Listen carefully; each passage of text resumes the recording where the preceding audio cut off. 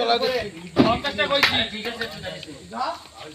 50 টাকা দিবি আমরা কালকে করে না WhatsApp এ পাঠাতে করতে